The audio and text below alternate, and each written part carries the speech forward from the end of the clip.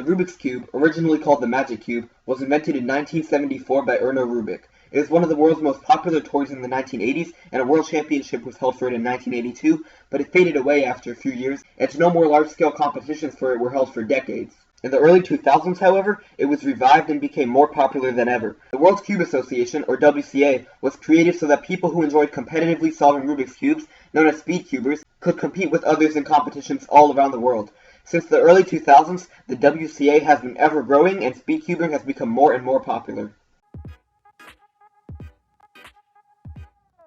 From 2014 to the end of 2019, the WCA recognized 18 different events as official events, such as solving a cube blindfolded and even solving a 12-sided puzzle called the Mega Mix. In December 2019, it was announced that 3x3 with feet, one of the least popular events, would no longer be recognized as an official event starting on January 1st of 2020, despite it being an event for over 15 years. This caused a lot of controversy in the cubing community because of the strong impact that it has. Many people have since been in disagreements with each other about whether removing feet as an event was a good decision or not, so this podcast will be about the impact that this decision has on the cubing community.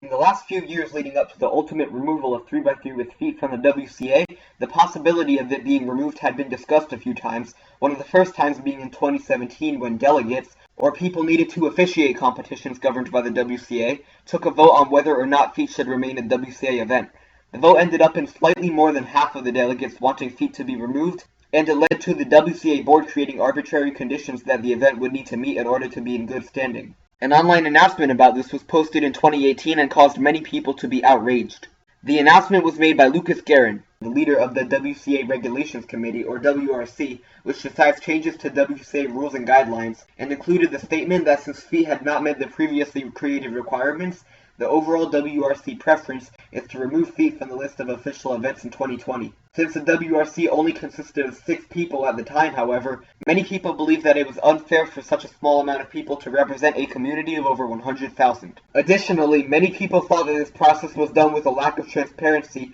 because the conditions created by the WCA board had not been released to the public and there were no public announcements beforehand explaining or rationalizing the possibility of removing feet from the WCA. Contrary to this, Bob Burton, the WCA Executive Director and WCA Chair, explained that withholding the requirements from the public would allow for less bias since there would be less people forcefully holding feet at competitions to save the event, or, similarly, purposely refraining from holding the event at competitions so that it would be removed. Although this did clear up some confusion, many people had other reasons to be angry.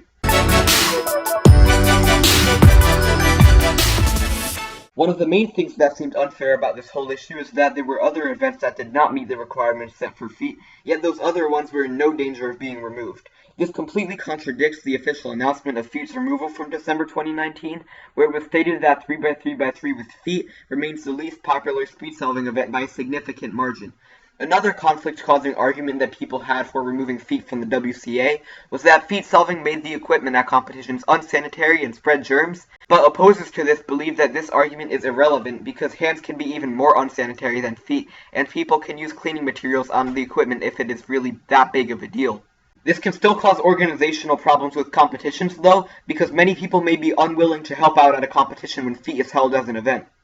A counter-argument people have to this is that staff at competitions can be predetermined beforehand so that it is ensured that there will be sufficient help, but this can be tough at competitions that do not have many experienced competitors.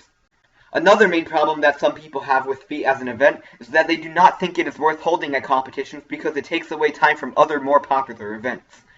This is definitely true, but the WCA mission statement is to have more competitions in more countries with more people and more fun under fair and equal conditions. So this argument causes the need to find a balance between more fun and more people, both of which are very important. What the perfect balance is, though, seems to be something that people will always have disagreements about.